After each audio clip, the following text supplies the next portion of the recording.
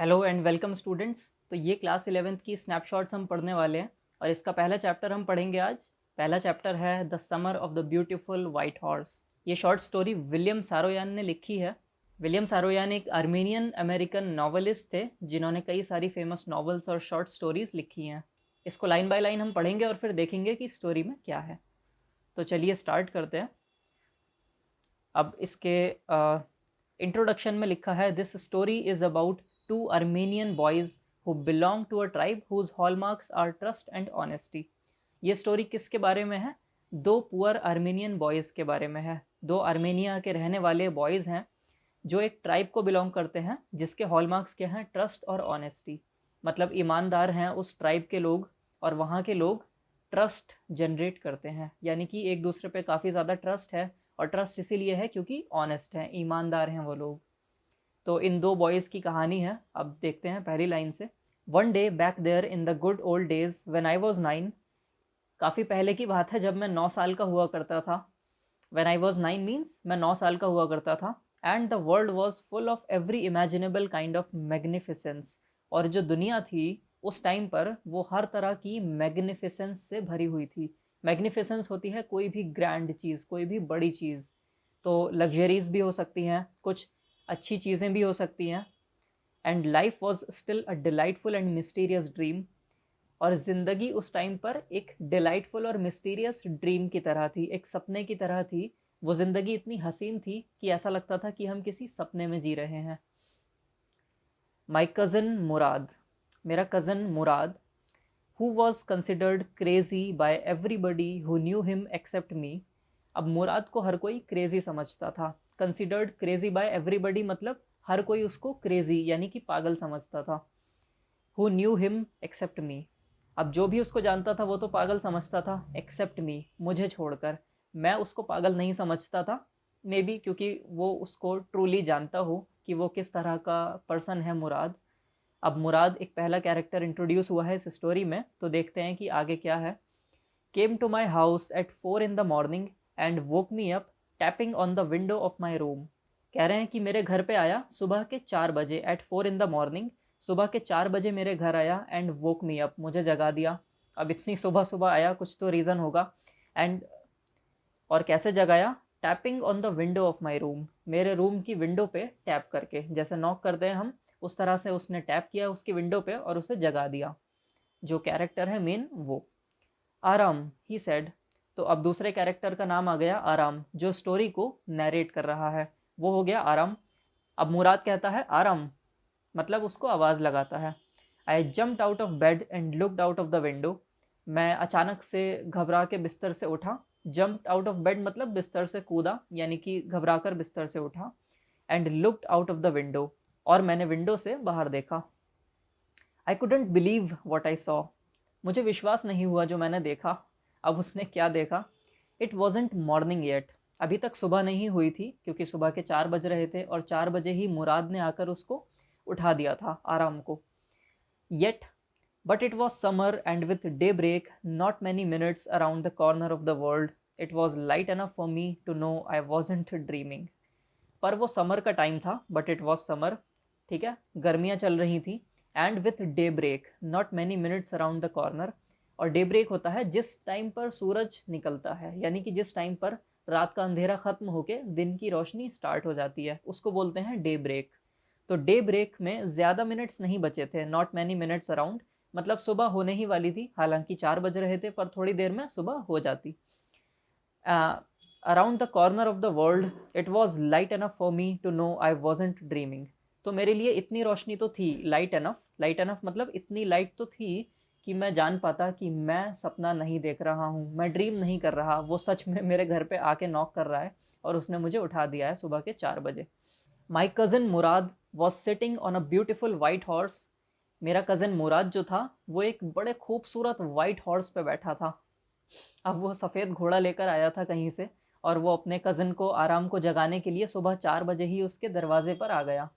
I stuck my head out of the window and rubbed my eyes, मैंने अपना sir खिड़की से बाहर निकाला। स्टक आउट मतलब जैसे स्टक माई हेड आउट लिखा है तो स्टक आउट एक फ्रेजल वर्ब होता है, इसका मतलब होता है कि बाहर निकालना। जैसे हम ट्रेन में अक्सर खिड़की से सर बाहर निकाल लेते हैं, so we stick out our head outside the window, ठीक है।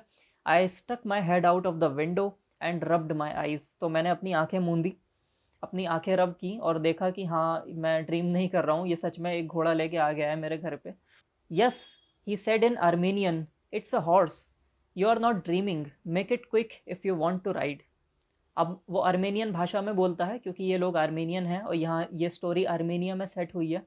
तो ये कहता है यस, हाँ तुमने सही देखा कि ये एक घोड़ा ही है, it's a horse, you are not dreaming, और तुम सपना नहीं देख रहे हो, make it quick if you want to ride, अगर तुम्हें भी सवारी करनी है तो फटाफट बाहर आ जाओ, मेक इट क्विक, देर मत लगाओ और जल्दी से बाहर आ जाओ। I knew my cousin Murad enjoyed being alive more than any buddy else.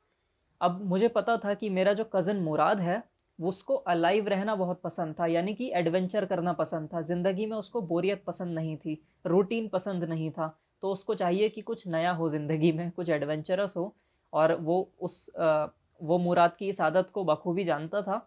Anybody else who had ever fallen into the world by mistake, but this was more than even I could believe. तो दुनिया में जो भी गलती से आ गया, fallen in the world by mistake मतलब दुनिया में जो भी गलती से आ गया, मतलब जो भी पैदा हुआ दुनिया में, उसके कंपैरिजन में मुराद को ज़्यादा एडवेंचर पसंद था। तो ये एक तरह से कंपेयर कर रहा है कि मुराद बहुत ही ज़्यादा एडवेंचरस है। But this was more than even I could believe, लेकिन अब वो एक घोड़ा ही लेके आ गया, एक ब्यूटीफुल वाइट हॉर्स, वो भी मेरे घर पे सुबह 4 बजे। तो ये कुछ बिलीव कर पाना ईजी नहीं था, ये बड़ा हार्ड था बिलीव करना। In the first place, my earliest memories had been memories of horses, and my first longings had been longings to ride. और फर्स्ट प्लेस मतलब पहली चीज़ तो ये थी, माई अर्लीस्ट मेमोरीज़, मेरी जो सबसे शुरुआती मेमोरीज़ थी, मेरी बचपन की जो मेमोरीज़ थी, had been memories of horses, तो उन मेमोरीज़ में हॉर्सेस ही थे। मतलब मुझे बचपन में याद है कि मैंने घोड़े देखे थे या मुझे घोड़े पसंद थे बचपन में। And my first longings had been longings to ride. Longing का मतलब होता है किसी भी चीज़ की डिज़ायर करना, चाहत रखना। लॉन्गिंग का मतलब सिंपली टू डिज़ायर समथिंग, किसी चीज़ की चाहत होना। तो मेरी जो फर्स्ट लॉन्गिंग्स थी, मेरी जो शुरुआती डिज़ायर्स थी मेरी बचपन में, वो क्या थी? Had been longings to ride. मैं हमेशा से ही सवारी करना चाहता था, मेरी डिज़ायर थी हमेशा से कि मैं सवारी करूं, राइड करूं। This was the wonderful part. अब ये बड़ा वंडरफुल पार्ट था क्योंकि अब ये वंडरफुल पार्ट क्यों था? क्योंकि जो चीज़ मैं सोचता था बचपन से कि मैं एक दिन घुड़सवारी करूँगा, अब वो मेरा ड्रीम पूरा होने जा रहा है। अब मेरा जो कज़न मुराद है वो घोड़ा लेके बाहर आ गया है, अब मुझे राइड करने का मौका मिलेगा। In the second place, we were poor. और पहली बात तो ये थी कि मुझे घोड़े बड़े पसंद थे, ये तो हो गई एक ड्रीम वाली बात, लेकिन जो रियलिटी थी वो क्या थी? इन द सेकेंड प्लेस, और दूसरी बात ये थी, वी वर पुअर, हम लोग गरीब लोग थे, यानी कि एक हॉर्स अफोर्ड नहीं कर पाते शायद, मतलब उनके पास इतने पैसे नहीं हो पाते कि वो एक घोड़ा खरीद सकें और घोड़े की सवारी कर सकें, वो इतने ज़्यादा पुअर थे। This was the part that wouldn't permit me to believe what I saw. अब ये वो पार्ट था मेरी ज़िंदगी का जो मैं बिलीव नहीं कर पा रहा था। ये वो हकीकत थी, क्योंकि रियलिटी में तो हम पुअर हैं, पर ये घोड़ा कहाँ से आ गया, ये वाइट हॉर्स कहाँ से आ गया अचानक से मेरी ज़िंदगी में, ये बिलीव कर पाना उसके लिए बड़ा मुश्किल हो गया था। We were poor, we had no money, our whole tribe was poverty stricken. हम पुअर लोग थे, हम गरीब लोग थे। वी हैड नो मनी, हम लोगों के पास कोई भी पैसे नहीं थे। Our whole tribe was poverty stricken, हमारी जो पूरी ट्राइब थी, हमारा जो पूरा कबीला था, वो क्या था? पॉवर्टी स्ट्रिकन था, गरीबी का मारा था, यानी कि बहुत ज़्यादा गरीब थे हम एज अ कम्युनिटी। पूरी जो कम्युनिटी थी वहाँ, पूरी ट्राइब जो थी, वो सब लोग गरीब थे। Every branch of the Garolanian family was living the most amazing and comical poverty in the world. गैरोलेनियन एक आर्मेनियन ट्राइब का नाम है, जो आप अपने पेज के फुटनोट्स में भी देख सकते हो, मतलब सबसे नीचे लिखा हुआ होगा एन आर्मेनियन ट्राइब। तो इनकी जो गैरोलेनियन फैमिली थी, यानी कि इनकी जो पूरी ट्राइब थी, was living in the most amazing and comical poverty in the world. इतनी ज़्यादा गरीबी थी इनके वहाँ कि वो देखने में भी अमेजिंग लगती थी कि इतना गरीब भी कोई हो सकता है। वो इतनी ज़्यादा कॉमिकल थी, इतनी ज़्यादा फ़नी थी वो बात, कि उस पर कई सारी स्टोरीज़ बनाई जा सकती थी। Nobody could understand where we ever got money enough to keep us with food in our bellies, not even the old man of the family. अब नोबडी कुड अंडरस्टैंड, कोई ये नहीं समझ पा रहा था where we ever got money enough, कि हमारे पास पैसा आता कहाँ से था, एनफ मनी, इतना मनी भी कहाँ से आता था to keep us with food in our bellies, कि हम खाना खा पाते थे।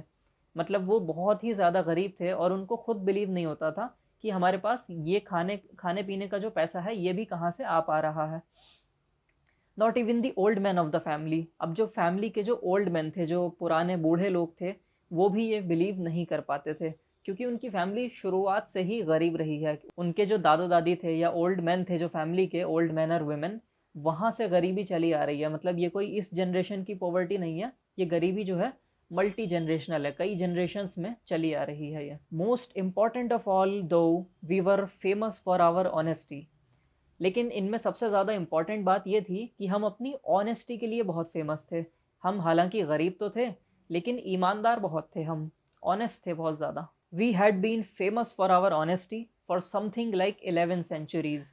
हम अपनी जो ईमानदारी है, अपनी जो ऑनेस्टी है, उसके लिए 11 सेंचुरीज से फेमस है। मतलब 1100 साल से, सेंचुरी मतलब अ पीरियड ऑफ 100 ईयर्स, 100 साल का जो पीरियड होता है उसको बोलते हैं सेंचुरी। तो हम 11 सेंचुरीज से ऑनेस्टी के लिए फेमस थे। Even when we had been the wealthiest family in what we like to think was the world. और जब हम वेल्दिएस्ट फैमिली भी हुआ करते थे, किसी टाइम पे में भी पैसा होगा बहुत ज़्यादा, in what we like to think was the world, और जिस दुनिया में हम रहते थे उस दुनिया के हम बड़े वेल्दी मानते थे खुद को। हालांकि वो पूरी दुनिया के स्टैंडर्ड से वेल्दी नहीं थे, पर अपने स्टैंडर्ड से जिस दुनिया में वो रह रहे थे, जो दुनिया उन्होंने अज्यूम कर रखी थी, उस दुनिया में वो खुद को बड़ा वेल्दी मानते थे। और उस टाइम पर भी उनके पास ऑनेस्टी एक ऐसी चीज़ थी जो कभी नहीं गई, हमेशा से ही ऑनेस्ट रहे वो। We were proud first, honest next, and after that we believed in right and wrong. सबसे पहली बात तो ये थी कि हमारा जो कबीले वाले थे वो हम सब पहले नंबर पे क्या था, प्राउड थे, बड़ा प्राइड फील करते थे हम अपने अंदर, क्योंकि हम लोग क्या थे, ऑनेस्ट थे। ऑनेस्ट नेक्स्ट, पहली चीज़ तो थी कि हम बड़ा प्राउड फील करते थे खुद पे। दूसरी चीज़ थी कि हम बड़े ऑनेस्ट थे, तो जाहिर सी बात है ऑनेस्ट होंगे, किसी के साथ धोखाधड़ी या कुछ गलत काम नहीं करेंगे, तो खुद पे प्राउड फील जाहिर सी बात है कि होगा। और तीसरी चीज़ क्या थी, एंड आफ्टर दैट, और उसके बाद we believed in right and wrong, और हम सही और गलत में विश्वास करते थे। यानी कि जो चीज़ सही है वो सही बोलते थे, जो चीज़ गलत है उसका विरोध भी करते थे, उसके अगेंस्ट रहते थे हम लोग। None of us would take advantage of anybody in the world, let alone steal. और हम में से कोई भी ऐसा नहीं था जो पूरी दुनिया में किसी का भी फ़ायदा उठाता। टेक एडवांटेज ऑफ समवन मतलब किसी का फ़ायदा उठाना, किसी के साथ झूठ बोलकर उनसे कुछ हासिल कर लेना, किसी को एक्सप्लॉइट कर लेना, या किसी के साथ धोखाधड़ी कर देना, मतलब किसी से अपना फ़ायदा उठा लेना, चाहे उनको नुकसान हो या कुछ भी हो। लेट अलोन स्टील, तो इनकी फैमिली और इनकी ट्राइब ऐसी थी कि कभी भी इन्होंने किसी के साथ धोखाधड़ी, किसी का फ़ायदा नहीं उठाया था। लेट अलोन स्टील, तो स्टील करना या चोरी करना तो बड़े दूर की बात है। लेट अलोन मतलब बहुत दूर की बात हो गई कि हम चोरी करते हैं। हम किसी के साथ वैसे ही गलत काम नहीं करते थे, तो चोरी करने का तो सवाल ही नहीं बनता। Consequently, even though I could see the horse so magnificent, even though I could smell it so lovely. अब कॉन्सिक्वेंटली, परिणाम स्वरूप, मतलब as a result of. Consequence होता है किसी भी चीज़ का रिजल्ट, तो कॉन्सिक्वेंटली मतलब अब जो हकीकत वाली बात थी वो ये थी, even though I could see the horse, हालांकि मैं हॉर्स देख तो पा रहा था, हाँ मेरी आंखों के सामने था, खिड़की के बाहर एक वाइट हॉर्स खड़ा था। सो मैग्निफिसेंट, इतना ग्रैंड था, इतना ब्यूटीफुल था।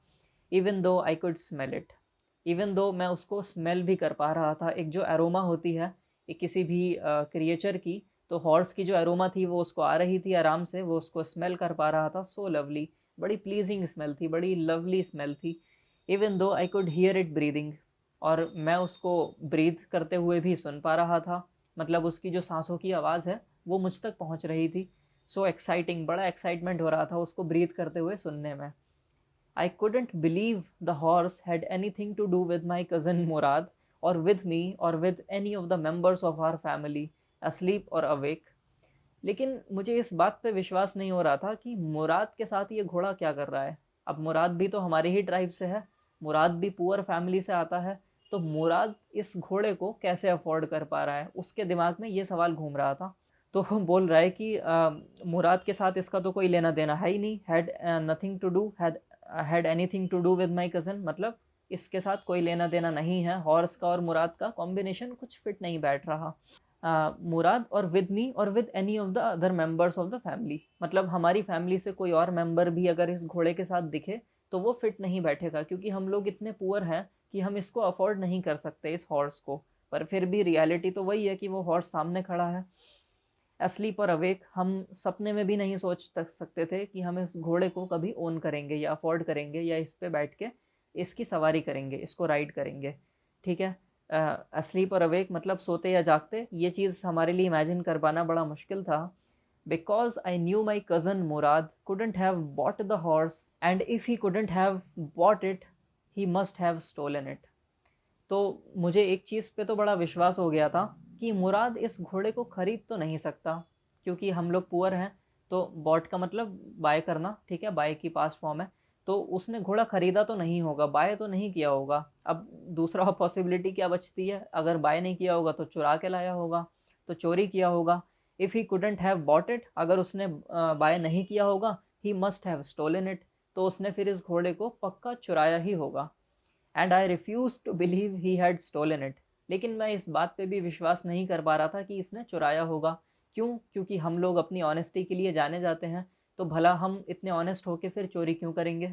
तो इसके मन में कॉन्ट्राडिक्शन उठ गई, इसके मन में ऐसे सवाल उठने लगे जिससे इसको बड़ा कन्फ्यूजन हो गया। No member of the Garoghlanian family could be a thief, Garoghlanian family का कोई भी मेंबर एक चोर तो नहीं हो सकता। तो फिर इसने क्या किया होगा, ये घोड़ा आया कहाँ से, ये अभी भी एक सवाल उसके मन में है। किसके? आराम के मन में। I stared first at my cousin and then at the horse, पहले मैंने अपने कज़िन की तरफ स्टेयर किया। स्टेयर का मतलब होता है टू गेज इंटेंटली, मतलब बहुत तेज़ निगाहों से किसी चीज़ को देखना, मतलब किसी चीज़ को घूरना, ठीक है, स्टेयर करना। तो मैंने पहले अपने कज़िन की तरफ घूर के देखा और उसके बाद हॉर्स की तरफ घूर के देखा, मतलब दोनों को बारी बारी देखा। There was a pious stillness and humour in each of them which on the one hand delighted me and on the other frightened me. अब बड़ी एक पायस स्टिलनेस थी, पायस होता है रिलीजियस, पवित्र, ठीक है। तो एक बड़ी पवित्र स्टिलनेस थी दोनों में, बड़ी शांति सी दिखाई दे रही थी घोड़े के अंदर भी और मेरे कज़िन मुराद के अंदर भी। मैंने दोनों को देखा, दोनों में किसी भी तरह की कोई टेंशन नहीं थी, कोई घबराहट नहीं थी, कोई एंग्जाइटी नहीं थी, और एक ह्यूमर भी था, उनकी आंखों में चंचलता दिख रही थी, ठीक है, मतलब एक एडवेंचर वाली फील आ रही थी उसको इन ईच ऑफ देम, दोनों में। मुराद भी बड़ा एक्साइटेड था और जो हॉर्स था वो भी बड़ा एक्साइटेड था इस राइड के लिए। Which on the one hand delighted me, जो एक तरफ तो मुझे बड़ी डिलाइट दे रहा था। डिलाइट होती है हैप्पीनेस, ठीक है। तो एक तरफ तो मुझे बड़ी खुशी हो रही थी वो चीज़ देख के कि ये दोनों बड़े स्टिल हैं, काम हैं, कंपोज्ड हैं। And on the other hand frightened me, और दूसरे तरफ मुझे डर भी लग रहा था, क्योंकि मैं अभी भी श्योर नहीं था कि वो घोड़ा चुरा के लाया है या कहाँ से लेकर आया है, और ख़रीदा तो कैसे ख़रीदा, इतने पैसे कहाँ से आए। तो ये कई सारे सवाल आराम के मन में घूम रहे थे। Mourad, I said, where did you steal this horse. अब मैंने मुराद को आवाज़ लगाई, मैंने कहा, मुराद, तुमने ये घोड़ा कहाँ से चुराया। अब पूछने लगा आराम अपने कज़न मुराद से कि बताओ तो सही, तुम ये घोड़ा चुरा के लाए कहाँ से। Leap out of the window, he said, if you want to ride. अब विंडो से बाहर जल्दी से कूद के आ जाओ। लीप आउट मतलब कूद कर बाहर आना। तो बोला जल्दी खिड़की से कूद के आ जाओ, अगर तुम्हें सवारी लेनी है इस घोड़े की, देर मत लगाओ बिल्कुल। मतलब एक तरह से उसने आराम के सवाल को डिनाई कर दिया या उसको इग्नोर कर दिया। जो उसने घोड़ा चुराने वाला सवाल पूछा, मुराद ने उस सवाल को इग्नोर करते हुए बोला कि जल्दी आ जाओ। उसने बात को बदल दिया। It was true then, he had stolen the horse. तो आराम के मन में अब ये बात और भी ज़्यादा पक्की हो गई कि अब तो ये बिल्कुल सच बात है भैया कि मेरा कज़न मुराद घोड़े को चुरा के ही लेकर आया है, क्योंकि ये सवाल को जवाब देने से इग्नोर कर रहा है, सवाल से बच रहा है। There was no question about it, अब इसके मन में कोई डाउट नहीं बचा था, कह रहा था कि हाँ भाई अब ये चुरा के ही लाया होगा। He had come to invite me to ride और नॉट एज आई चोज़। अब उसने मुझे इनवाइट किया जल्दी से, उसने कहा कि आ जाओ राइड करते हैं इस घोड़े को, एज आई चोज़ मतलब बाकी मेरी मर्जी थी कि मैं जाऊँ या नहीं जाऊँ। Well it seemed to me stealing a horse for a ride was not the same thing as stealing something else such as money. तो अब उसके मन में एक बहाना उठ गया आराम के मन में। वो सोचता है कि हाँ, मतलब एक घोड़ा चुराना वो भी सिर्फ सवारी करने के लिए, ये ऐसा नहीं है ना कि जैसे हमने पैसा चुराया, was not the same thing as stealing something else, जैसे कि सच एज मनी। तो ज़्यादातर चोरी किस चीज़ को मानी जाती है? जब आप किसी की वैल्यूएबल आइटम्स को चुरा लेते हो, किसी का पैसा चुरा लिया, किसी के जेवर चुरा लिए, किसी की ऐसी चीज़ चुरा ली जो कीमती हो, कॉस्टली हो, ठीक है। लेकिन यहाँ तो इन्होंने सिर्फ घोड़ा चुराया है, और वो भी राइड करने के लिए, सवारी करने के बाद उसको वापस दे देंगे। तो सोच रहा है कि हाँ, ये चोरी तो नहीं है एक तरह से देखें तो। For all I knew may be it wasn't stealing at all. अब जहाँ तक मेरी सोच कह रही है, ये अभी सब आराम जो है कैरेक्टर वही सोच रहा है ये सारी बातें। For all I knew may be it wasn't stealing at all. अब जहाँ तक मेरी सोच कह रही है, ये स्टीलिंग तो नहीं है, ये चोरी नहीं मानी जाएगी, क्योंकि हमने घोड़ा चुराया है हालांकि, पर वो सिर्फ राइड करने के लिए चुराया है, हमने इसको मॉनेटरी बेनिफिट यानी कि पैसे कमाने के लिए नहीं चुराया। If you were crazy about horse's the way my cousin Murad and I were, it wasn't stealing.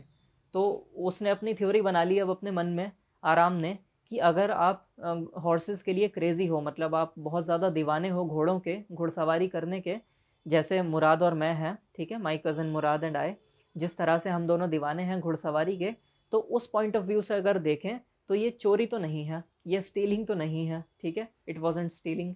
It wouldn't become stealing until we offered to sell the horse, which of course I knew we would never do. तो ये जब तक चोरी नहीं मानी जाएगी ना, जब तक हम घोड़े को बेचने के लिए ऑफ़र ना करें, मतलब घोड़े से हम पैसा कमाने की बात को ना सोचें, तब तक ये नहीं माना जाएगा कि हमने घोड़े को चोरी किया है। ये ऐसी थ्योरी वो खुद सोच रहा था, आराम। Which of course I knew we would never do. और वो सोचता है कि हाँ, घोड़े को तो हम बेचेंगे ही नहीं कभी, क्योंकि हमें तो सिर्फ राइड करनी है इस घोड़े पे और फिर वापस कर देना है। तो ये एक तरह से स्टीलिंग नहीं हुई, ये चोरी नहीं हुई। Let me put on some clothes I said. तो फिर आराम ने कहा कि हाँ रुको, मैं आता हूँ, कपड़े पहन के मैं आ रहा हूँ, मैं चेंज करके बाहर आ रहा हूँ, मेरे लिए वेट करो। All right he said but hurry. तो उसका कज़न मुराद जवाब देता है, ऑल राइट ठीक है, बट हरी, लेकिन जल्दी करो थोड़ा। I leaped into my clothes. मैं जल्दी से अपने कपड़ों में घुसा, यानी कि जंप करके मैंने कपड़े पहन लिए अपने। इतनी ज़्यादा एक्साइटमेंट हो रही थी घुड़सवारी करने की कि कपड़े बहुत तेज़ी से उसने पहन लिए। I jump down to the yard from the window and leaped up onto the horse behind my cousin Mourad. मैं जल्दी से खिड़की से बाहर कूदा और यार्ड में कूद गया। जो यार्ड का मतलब होता है कि एक ओपन एरिया होता है जो ज़्यादातर हार्ड फ्लोर का होता है, मतलब या तो सीमेंटेड होगा वो एरिया या ब्रिक्स लगे होंगे, और उसके चारों तरफ फेंस होती है, बाउंड्री होती है, उसको बोलते हैं यार्ड। तो वो खिड़की से अपने यार्ड में कूदा और leaped up onto the horse, और घोड़े के ऊपर कूद कर बैठ गया। बिहाइंड माई कज़न मुराद। मुराद आगे बैठा था, यानी कि घोड़े को वो कंट्रोल करता, और मुराद के पीछे हमारा ये आराम बैठ गया। That year we lived at the edge of town on Walnut Avenue. उस साल हम कहाँ रहते थे? एज ऑफ टाउन, यानी कि शहर के एज पर रहते थे, मतलब शहर के बाहरी एरिया में रहते थे। ऑन वॉलनट एवेन्यू, तो वहाँ एक जगह थी जिसका नाम था वॉलनट एवेन्यू। एवेन्यू जनरली हम एक रास्ते को बोलते हैं जहाँ पर मकान होते हैं लाइन से, और एक चौड़ी गली को भी एवेन्यू बोल सकते हो, एक रेसिडेंशियल एरिया होता है बेसिकली। तो वॉलनट एवेन्यू नाम था, मतलब उस गली को, उस रास्ते को वॉलनट एवेन्यू बोलते थे, वहाँ ये रहते थे। Behind our house was the country, vineyards, orchards, irrigation ditches and country roads. तो हमारे घर के पीछे क्या थी? कंट्री थी। कंट्री के दो मीनिंग होते हैं। कंट्री का पहला मीनिंग तो होता है देश, यानी कि जिसके अंदर एक पीस ऑफ लैंड जिसमें अपने ही लोग रहते हैं, उसको बोलते हैं देश या कंट्री। और एक कंट्री होता है गांव। उस कंट्री का मतलब होता है कि कोई भी ऐसा एरिया जो टाउन्स और सिटीज़ से दूर होता है, तो बेसिकली गांव हो गया। तो हमारे घर के पीछे पूरा गांव था, और उस गांव में क्या क्या था? वाइन यार्ड्स थे। वाइन यार्ड्स एक खेती होती है ग्रेप्स की, जिनसे वाइन बनाई जाती है बाद में। ऑर्चर्ड्स थे। ऑर्चर्ड्स बगीचों को बोलते हैं। तो बगीचे किसी भी फ्रूट्स के हो सकते हैं, जैसे आम के बगीचे, सेब के बगीचे। इरिगेशन डिचेस थी। इरिगेशन होती है सिंचाई, मतलब पानी को लिया जाता है क्रॉप्स को सींचने के लिए। तो इरिगेशन डिचेस थी, मतलब जैसे नहर या नाले बना दिए जाते हैं जिसके अंदर से पानी इरिगेशन के लिए दिया जाता है, वो था। And country roads. और कंट्री रोड्स थी, मतलब गांव की कच्ची सड़कें थी, पक्की सड़कें नहीं थी। तो ये सब सीनरी डिस्क्राइब कर रहे हैं कि हमारा घर जहाँ पर था वो कैसा दिखता था। In less than 3 minutes we were on Olive Avenue and then the horse began to trot. और 3 मिनट ही हुए थे अभी, 3 मिनट से कम के समय में ही ऑलिव एवेन्यू पहुंच गए थे ये लोग। ऑलिव एवेन्यू एक और जगह होगी वहीं पर, वॉलनट एवेन्यू के पास में। तो घुड़सवारी करते करते ये लोग वहाँ तक पहुँच गए। और उसके बाद क्या है? Then the horse began to trot. तो यहाँ ट्रॉट का मतलब होता है टू वॉक फास्टर, ठीक है। एक होती है पेस जिसमें हम चलते हैं, नॉर्मल वॉक करते हैं, उस पेस से थोड़ी सी ज़्यादा पेस, पेस मतलब स्पीड, तो पेस थोड़ी सी ज़्यादा हो जाती है एज़ कम्पेयर टू वॉकिंग, तो उसको बोलते हैं ट्रॉट, ठीक है। घोड़ा धीरे धीरे जब रफ्तार भरता है तो वो हो गई ट्रॉटिंग, ठीक है। तो घोड़े ने रफ्तार भरना शुरू कर दी अब। The air was new and lovely to breathe. अब हवा जो थी बिल्कुल ताज़ी हो गई थी, क्योंकि वो कंट्री साइड में दूर तक निकल गए थे गाँव में, तो वहाँ की हवा बड़ी फ्रेश थी, वो बिल्कुल नई हवा थी उनके लिए, एंड लवली टू ब्रीथ, और उन्हें ब्रीथ करने में बड़ा मज़ा आ रहा था, क्योंकि वो इतनी फ्रेश एयर थी कि उनको अच्छा लगने लगा था वहाँ पर जाकर। The feel of the horse running was wonderful. और जब घोड़ा दौड़ने लगा, तेज़ दौड़ने लगा, तो वो बड़ा वंडरफुल एक्सपीरियंस था, बड़ा मज़ा आने लगा दोनों को। जब जैसे ही घोड़े ने फास्ट स्पीड पकड़ी, तेज़ रफ्तार पकड़ी, तो मज़ा आने लगा इन लोगों को। My cousin Murad, who was considered one of the craziest members of our family, began to sing. I mean, he began to roar. अब मेरा जो कज़न मुराद था, वो कंसिडर किया जाता था, उसको ऐसा मानते थे लोग, क्या मानते थे, the craziest members of our family, ठीक है। हमारी फैमिली का one of the craziest member था वो, सबसे ज़्यादा पागल मेंबर था। पागल नॉट इन द सेंस कि वो इंसेन था, बट क्रेजी था, उसको चीज़ों में मज़ा आता था, हर चीज़ में इंटरेस्ट लेता था वो। तो इस तरह से वो क्रेज़ी था। तो ही बिगैन टू सिंग, उसने गाना गाना शुरू कर दिया, उसको इतना मज़ा आ रहा था घुड़सवारी करते हुए कि उसने सिंग करना शुरू कर दिया। I mean he began to roar, उसने रोर करना शुरू कर दिया, वो अपनी सबसे तेज़ आवाज़ में गाना गा रहा था। He was at the top of his voice, जितनी तेज़ हो सकता था वो उतना तेज़ गाना गा रहा था, यानी कि ऐसा लग रहा था कि वो दहाड़ रहा हो।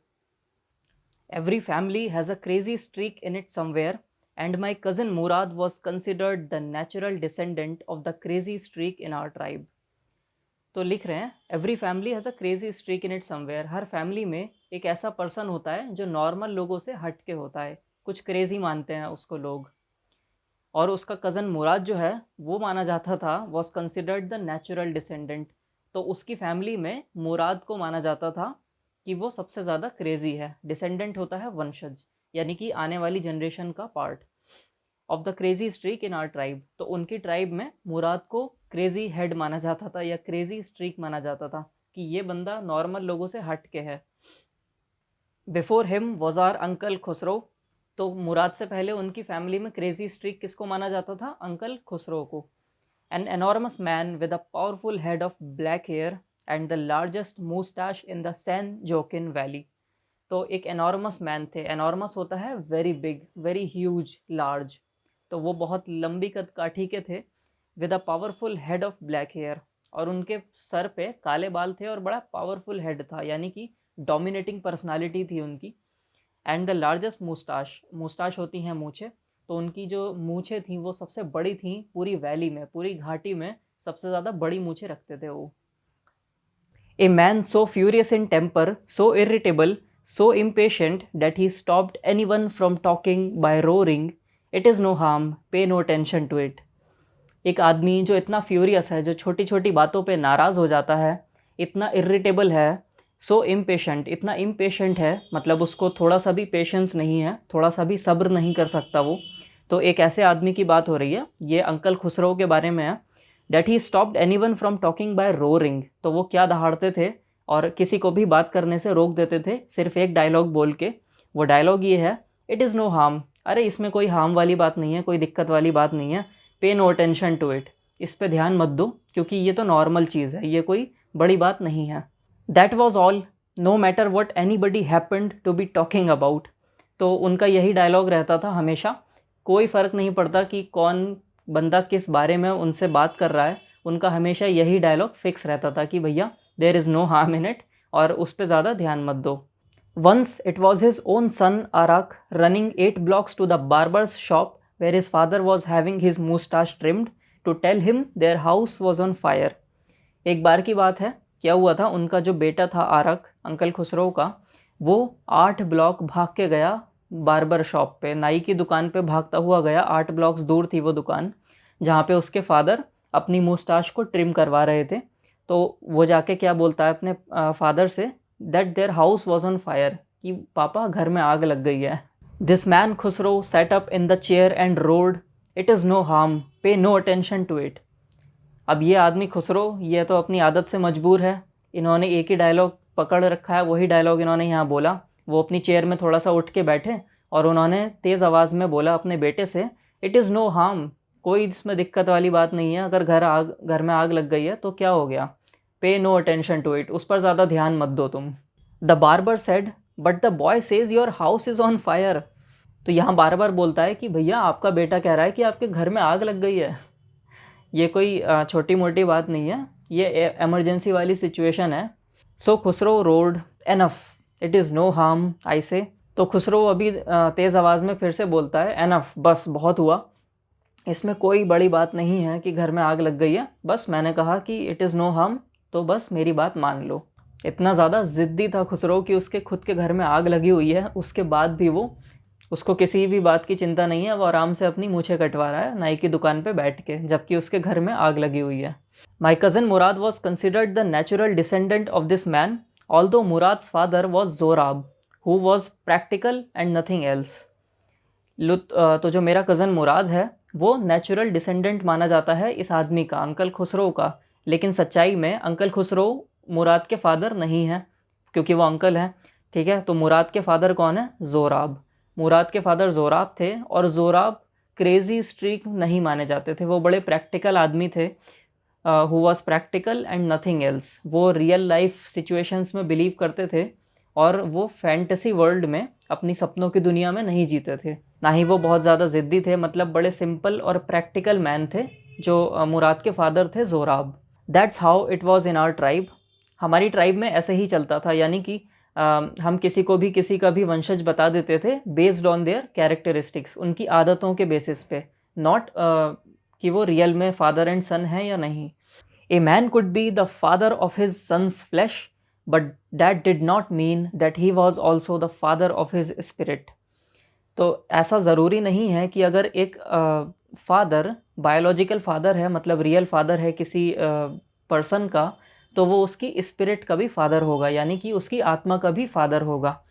तो यहाँ पर इस ट्राइब में थोड़ा सा सिचुएशन अलग है। यहाँ पर अगर कोई कैरेक्टरिस्टिक्स शेयर करता है, यानी कि दो लोगों में समान आदतें होती हैं, सेम आदतें होती हैं, तो उन दोनों को एक दूसरे से कनेक्ट करके देखा जाता है। ऐसा माना जाता है कि इन दोनों लोगों की आत्माएं कनेक्टेड हैं, सोल्स कनेक्टेड हैं, ठीक है। स्पिरिट यहाँ सोल को ही बोलते हैं, सोल कह लो, आत्मा कह लो, कुछ भी कह लो, बट बात एक ही है। The distribution of the various kinds of spirit of our tribe had been from the beginning capricious and vagrant। तो यहाँ पर जो हमारी ट्राइब में स्पिरिट का जो डेफिनेशन था, या जो स्पिरिट को जिस तरह से डिफ़ाइन करते थे, तो वो बड़ा कैप्रेशियस था शुरुआत से। फ्रॉम द बिगिनिंग मतलब शुरुआत से कैप्रेशियस था। कैप्रेशियस का मतलब होता है एक पर्सन के बिहेवियर में सडन चेंज आना, जो कि प्रिडिक्टेड ना हो, ठीक है। तो हिंदी में इसको बोलते हैं मनमौजी। और दूसरा वर्ड है वेग्रेंट। तो वेग्रेंट का मतलब होता है एक ऐसा पर्सन जिसका खुद का कोई घर नहीं होता, कोई ठिकाना नहीं होता, और वो दर दर भटकता रहता है, तो उसको आवारा भी बोलते हैं। We rode and my cousin Mourad sang. हम राइड कर रहे थे, राइड की पास्ट फॉर्म है rode, and my cousin Mourad sang. Sang मतलब सिंग की पास्ट फॉर्म। तो कह रहे हैं कि हम राइड कर रहे थे और मेरा कज़न मुराद गाना गा रहा था, मतलब हम लोग पूरी तरह से एन्जॉय कर रहे थे अपनी इस हॉर्स राइडिंग को। For all anybody knew we were still in the old country where at least according to some of our neighbours we belonged. तो यहाँ 2 पेजेस में है ये सेम लाइन। क्या लिखा है, for all anybody knew we were still in the old country where. अब हालांकि लोग सब सो रहे थे, तो लोगों को अभी तक क्या मालूम है कि हम कहीं कंट्री में कहीं होंगे, हम कहीं बाहर नहीं गए, कहीं दूसरी जगह नहीं गए, पर उसी कंट्री में है। कंट्री मतलब यहाँ गांव है, हम उसी गांव में हैं जिस गांव में हम बिलोंग करते हैं। At least according to our neighbours, हमारे पड़ोसी जो कहते हैं कि ये इस गांव से हैं, तो उसी गांव में हम लोग अभी फ़िलहाल हैं। We let the horse run as long as it felt like running. हमने घोड़े को दौड़ने दिया जितनी देर तक वो दौड़ सकता था, जब तक उसको लग रहा था कि वो और दौड़ सकता है। इट फेल्ट लाइक रनिंग, तब तक हमने उसको दौड़ाया। At last my cousin Mourad said get down, I want to ride alone. और लास्ट में क्या हुआ, जब काफ़ी ज़्यादा हमने घोड़े को दौड़ा लिया उसके फुल पोटेंशियल पे, तो वो कहता है कि अब तुम घोड़े से उतरो और मुझे अकेले इसकी सवारी करने दो। Will you let me ride alone, I asked. तो मैंने पूछा, क्या तुम मुझे भी अकेले सवारी करने दोगे? जब तुम अकेले सवारी करके आ जाओगे, क्या उसके बाद मुझे भी तुम अलाउ करोगे कि मैं अकेले सवारी करूं इसकी? देखो, इसने बड़ा फ़नी सा आंसर दिया, that is up to the horse, my cousin said get down. अब ये घोड़े के ऊपर डिपेंडेंट है ना, अगर घोड़ा तुमको अलाउ करता है कि तुम अकेले बैठो और सवारी कर लो तो फिर कोई बात नहीं, तुम सवारी कर लेना, लेकिन फ़िलहाल अभी तुम नीचे उतरो, get down. The horse will let me ride, I said. मैंने भी कहा रीअश्योरेंस में, मैंने मतलब नैरेटर की बात कर रहा हूँ मैं। तो नैरेटर ने कहा कि हॉर्स मुझे राइड करने देगा। नैरेटर ने मुराद से कहा कि हाँ, मुझे यकीन है कि मैं अकेले सवारी कर सकता हूँ इस घोड़े पर। We shall see, he said, don't forget that I have a way with a horse. हम देखते हैं, चलो, ये मुराद उसको जवाब देता है कि चलो हम देखते हैं कैसा होता है, वो तो वक्त बताएगा कि तुम अकेले घोड़े पर सवारी करोगे या नहीं। Don't forget that I have a way with a horse. I have a way मतलब घोड़ों के साथ मेरी एक अच्छी कम्युनिकेशन स्किल्स हैं, मतलब मैं घोड़ों की लैंग्वेज को समझ सकता हूँ, घोड़े मैं आसानी से कंट्रोल कर सकता हूँ। तो कुछ लोगों के अंदर एक नेचुरल एबिलिटी होती है कि वो जानवरों की आवाज़ को, उनके बिहेवियर को अच्छे से समझ सकते हैं। तो यहाँ पर मुराद कह रहा है कि देखो, मैं घोड़ों को अच्छी तरह से जानता हूँ, उनकी रग रग से वाकिफ़ हूँ, इसीलिए मैं घोड़ों की सवारी अकेले कर सकता हूँ, लेकिन तुम्हारे लिए ये इतना आसान नहीं होगा। Well, I said, any way you have with a horse, I have also. तो मैंने भी कहा कि तुम जिस भी तरह से जानते हो घोड़ों को, जो भी तुम्हारी उनके साथ कम्युनिकेशन होती है, वो कम्युनिकेशन, वो बातचीत करना मुझे भी आती है, तो मैं भी घोड़ों की सवारी अकेले कर सकता हूँ। For the sake of your safety, he said, let us hope so, get down.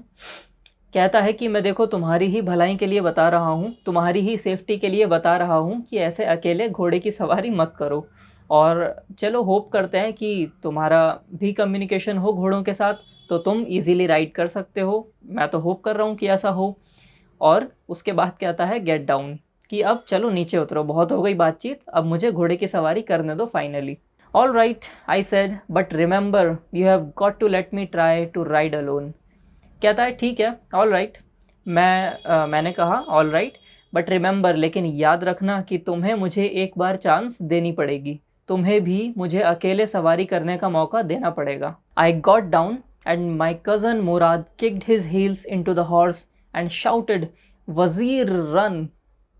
मैं घोड़े से नीचे उतरा और मेरे कज़न मुराद ने अपनी हील्स को उसकी बेली में किक किया, या जिस तरह से भी घोड़ों को चलाते हैं, उनको किक करके उनको स्टार्ट करने के लिए हम अप्रोच करते हैं, उसने वो किया और चिल्लाया, वज़ीर भागो।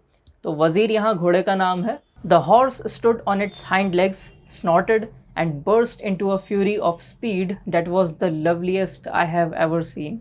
हॉर्स ने क्या किया, stood on it's hind legs, अपने पीछे के पैरों पर खड़ा हो गया, यानी कि आगे के दो पैर हवा में उठा लिए। और ये घोड़ों का एक स्टाइल होता है अपनी पावर को दर्शाने के लिए, तो अपनी हाइंड लेग्स पर खड़ा हो गया घोड़ा। यहाँ स्नॉटेड का मतलब है कि उसने एक तेज़ आवाज़ निकाली अपनी नोज़ और माउथ को यूज़ करके। और स्नॉट अक्सर जब करते हैं जानवर, जब इरिटेटेड होते हैं या जब एंग्री होते हैं या किसी भी सरकमस्टांस का रिएक्शन दे रहे होते हैं। और आगे क्या लिखा है, and burst into a fury of speed that was the loveliest I have ever seen. और एक ऐसी रफ्तार पकड़ी उस घोड़े ने जो मैंने कभी नहीं देखी थी आज से पहले। My cousin Mourad raised the horse across a field of dry grass to an irrigation ditch, crossed the ditch on the horse and 5 minutes later returned dripping wet। अब मेरे कज़न मुराद ने क्या किया, रेस किया हॉर्स को, मतलब बहुत तेज़ी से भगाया घोड़े को, across a field of dry grass, एक सूखी घास का फील्ड था, सूखी घास का मैदान था, उसके अक्रॉस दौड़ा दिया, मतलब उसके ऊपर से होके उसको भी क्रॉस कर लिया। टू एन इरीगेशन डिच, अब इरीगेशन डिच क्या होती है, सिंचाई के लिए जो एक गड्ढा बना होता है, तो वहाँ तक ले गया। क्रॉस द डिच, उस डिच को भी क्रॉस किया घोड़े ने। और 5 मिनट्स लेटर रिटर्न, 5 मिनट के बाद ये सब करके घोड़े की सवारी करके वापस आ गया। ड्रिपिंग वेट, और अब तक वो पूरी तरह से भीग रहा था, यानी या तो बारिश हुई होगी या फिर कीचड़ में गया होगा, कहीं ना कहीं कुछ तो ऐसा हुआ कि वो वेट हो गया। The sun was coming up, now it's my turn to ride, I said. सूरज अब उगने को था, क्योंकि 4 बजे ये सब कार्यक्रम शुरू किया था मुराद और आराम ने, लेकिन अब देखो जब 4 बजे से सूरज निकलने के बीच ज़्यादा वक्त नहीं रह जाता, तो सूरज निकलने वाला था और ये अभी तक यही सब कर रहे थे। अब आराम कहता है now it's my turn to ride, I said. तो वो कहता है कि चलो अब तुमने सवारी कर ली, अब मुझे सवारी करने दो। My cousin Mourad got off the horse ride, he said. Cousin Mourad घोड़े से उतर गया जैसे कि उसने प्रॉमिस किया था, और उसने कहा ये लो राइड करो, घोड़े की लगाम देते हुए कहा ride. I leaped to the back of the horse and for a moment knew the most awful fear imaginable. और मैं अचानक से घोड़े की पीठ पर कूद के चढ़ा। लीप मतलब जंप करना, और बैक ऑफ द हॉर्स मतलब घोड़े की पीठ पर सवार हुआ वो। And for a moment knew the most awful fear imaginable, और एक पल के लिए मुझे वो सबसे ज़्यादा ऑफुल डर लगने लगा। वो डर क्या था कि घोड़ा चलेगा या नहीं चलेगा, और उसने देखा कि घोड़ा नहीं चला। The horse did not move. अब घोड़ा बिल्कुल भी मूव नहीं किया अपनी जगह से। घोड़ा वहीं का वहीं खड़ा रहा, क्योंकि उसको प्रॉपरली इंस्ट्रक्शंस नहीं दिए गए होंगे, यानी कि आराम को घोड़ा चलाना नहीं आता। Kick into his muscles, my cousin Murad said. उसकी मसल्स में किक करो, मुराद उससे कहता है, उसको इंस्ट्रक्शंस दे रहा है कि देखो ऐसे घोड़े को स्टार्ट करना होता है। What are you waiting for? We have got to take him back before everybody in the world is up and about. अब तुम इंतज़ार किस बात का कर रहे हो? अगर तुम्हें चलाना नहीं आता तो उसकी मसल्स में किक करो और तेज़ी से काम करो जो भी करना है। क्यों? क्योंकि we have got to take him back, हमें इस घोड़े को वापस भी रखना है जहाँ से हम इसको लेकर आए हैं। Before everybody in the world is up, मतलब पूरी दुनिया में सब लोग जब जाग जाएंगे, यानी कि सुबह होने वाली है, तो अब सब लोग धीरे धीरे अपना उठ जाएंगे और सब लोगों को पता चल जाएगा कि घोड़ा गायब है। तो जब लोग अप एंड अबाउट मतलब अपने उठकर अपने अपने काम करने लगें सब लोग, तो उसको बोलते हैं अप एंड अबाउट। तो ये लोग चाहते हैं कि सुबह होने से पहले ही घोड़ा जहाँ से चुरा के लाए थे वहाँ वापस कर दें, और किसी को कानो कान खबर ना हो कि ये घोड़ा चुरा कर लाए थे। घोड़े की सवारी की इन्होंने और घोड़ा वापस भी रख दिया। I kicked into the muscles of the horse. मैंने हॉर्स की मसल्स में किक किया, जैसा कि मेरे कज़न मुराद ने मुझे बताया कि ऐसा करो, वैसा मैंने किया। Once again it reared and snorted, और फिर से वो रियर करने लगा। रियर मतलब अपनी रियर लेग्स पे खड़ा हो गया। दोबारा से उसने आगे की लेग्स उठा ली। इट रियर्ड एंड स्नॉटेड, दोबारा से उसने तेज़ आवाज़ निकाली। Then it began to run, I didn't know what to do. तो अब देखो फिर ये घोड़ा भागने लगा। मतलब नेचुरल सी बात है, जब किसी को नई नई घुड़सवारी करने को दिया जाए तो उसको कोई आइडिया नहीं होगा कि करना क्या है, वो क्लूलेस होगा। और दूसरी बात, जब कोई चीज़ हम नई करते हैं तो उसमें एक फ़ियर इन्वॉल्व्ड होता है। तो वही फ़ियर यहाँ आराम के मन में था कि घोड़ा चलेगा या नहीं चलेगा, मेरे इंस्ट्रक्शंस को मानेगा या नहीं मानेगा, ये सारी चीज़ें आराम सोच रहा था। और उसके बाद फाइनली उसको कुछ रिलीफ मिली जब उसने देखा कि घोड़ा भागने लगा। I didn't know what to do, लेकिन अब भी वो क्लूलेस था। अब भी उसको नहीं पता था कि घोड़ा क्यों भागना स्टार्ट कर चुका है, तो उसको नहीं पता था कि अब क्या करना है। बस वो बैठकर शो का मज़ा ले सकता था। Instead of running across the field to the irrigation ditch, the horse ran down the road to the vineyard of Dikran Halabian, where it began to leap over vines. भागने के बजाय क्या करा उसने, फील्ड मतलब ये होता कि वो फील्ड तक जाकर भागता और इरिगेशन डिच की तरफ जाता, वो कहीं और चला गया। कहीं और कहाँ चला गया? वो चला गया डिकरन हलेबियन नाम के एक पर्सन है, उनके वाइन यार्ड में चला गया। और वाइन यार्ड में जाकर क्या करने लगा? वाइन्स के ऊपर कूदने लगा। Leap over wines. वाइन्स होती हैं सिंपल बेल, बेल के जो पत्ते होते हैं उनको वाइन्स बोलते हैं। तो मे बी किसी वॉल के ऊपर वाइन्स लगी होंगी या वाइन्स कहीं ग्रो कर रही होंगी, तो उनके ऊपर से जंप करने लगा। और ये किसी की प्राइवेट प्रॉपर्टी है, किसी का अपना पर्सनल वाइन यार्ड है, तो किसी को प्रॉब्लम हो सकती है इस बात से। अब आगे देखते हैं कि प्रॉब्लम हुई या नहीं हुई, ये स्टोरी में मालूम चलेगा हमें। अब देखो बड़ी कॉमिकल चीज़ हुई। वो कॉमिकल चीज़ क्या है? The horse leaped over 7 vines before I fell. अब घोड़ा इतना ज़्यादा एक्साइटेड हो गया, इतना ज़्यादा तेज़ रन करने लगा कि वो 7 बार वाइन्स के ऊपर कूदा, 7 अलग अलग वाइन्स के ऊपर कूदा। उसके बाद ये गिर गया, आराम गिर गया घोड़े के ऊपर से, क्योंकि घोड़ा इतनी वायलेंटली कूद रहा होगा इतनी ज़्यादा एक्साइटमेंट के साथ कूद रहा है कि वो घोड़े की ग्रिप पकड़ के नहीं रख पाया और वो फाइनली गिर गया।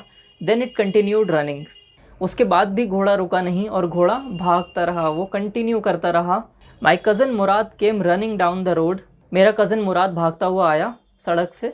I am not worried about you, he shouted. मैं तुम्हारे बारे में चिंता नहीं कर रहा। वो पहले ही आराम के मन के डाउट क्लियर कर देता है। वो कहता है मुझे तुम्हारी चिंता नहीं है, मुझे सिर्फ घोड़े की चिंता है। तो क्या कह रहा है? We have got to get that horse. हमें वो घोड़ा किसी भी हाल में चाहिए, क्योंकि घोड़ा अब उनकी कंट्रोल से निकल गया था। घोड़े की लगाम छूट गई थी, तो घोड़ा कहीं और चला गया भागकर। You go this way and I will go this way. वो कहता है कि चलो तुम इस डायरेक्शन में जाना और मैं इस डायरेक्शन में जाता हूँ, और घोड़े को ढूंढते हैं या पकड़ के लाते हैं। If you come upon him B kindly, I will be near.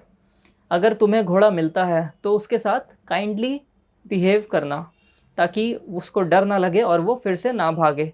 And I will be near, और मैं तो करीब हूँ ही, तो अगर मुझे दिखता है कि तुम्हारे पास घोड़ा आ रहा है तो मैं तुम्हारे पास आ जाऊँगा। I continue down the road and my cousin Murad went across the field toward the irrigation ditch. मैंने रोड की तरफ कंटिन्यू किया चलना, रोड की तरफ गया ये आराम ढूंढने इसको, और उसका कज़न मुराद किधर गया? इरिगेशन डिच की तरफ ढूंढने निकले दोनों। It took him half an hour to find the horse and bring him back. उनको आधा घंटा लग गया घोड़े को ढूंढकर वापस लाने में। All right, he said, jump on, the whole world is awake now. वो कहता है कि चलो चलो जल्दी बैठो, कूद कर पीछे बैठो मेरे, और दुनिया अब जागने वाली है, सवेरा बस होने को ही है। What will we do, I said. अब हम क्या करेंगे? आराम पूछता है अपने कज़न मुराद से। Well, he said, we will either take him back or hide him until tomorrow morning. Well, he said, we will either take him back or hide him until tomorrow morning. दो ही option है हमारे पास, या तो हम इसको सुबह होने से पहले, इसके मालिक के जागने से पहले इसको वापस वहीं रख दें जहाँ से लेकर आए थे, या फिर हम क्या करें, इसको कल सुबह तक कहीं और छिपा देते हैं, ताकि हम आज सुबह अगर ना दे पाएँ तो हम कल सुबह इसको दे दें उसके मालिक को, उसके बिना बताए, उसकी बिना परमिशन के रात में उसको घोड़े को वापस से वहाँ रखाएं जहाँ से हम लेकर आए थे। He didn't sound worried and I knew he would hide him and not take him back. अब आराम को इतना तो क्लियर हो गया था कि उसको बिल्कुल भी फिक्र नहीं है उसके कज़न मुराद को, क्योंकि वो अभी घोड़ा चुरा के लाया है कहीं से और उसके चेहरे पर थोड़ी सी भी शिकन नहीं दिख रही। और आराम क्या कहता है? I knew he would hide him and not take him back. मुझे पता था ये घोड़ा वापस नहीं देने वाला और ये अभी घोड़े को छुपा के रखेगा कहीं पर। अब उसके आगे क्या लिखा है? Not for a while at any rate.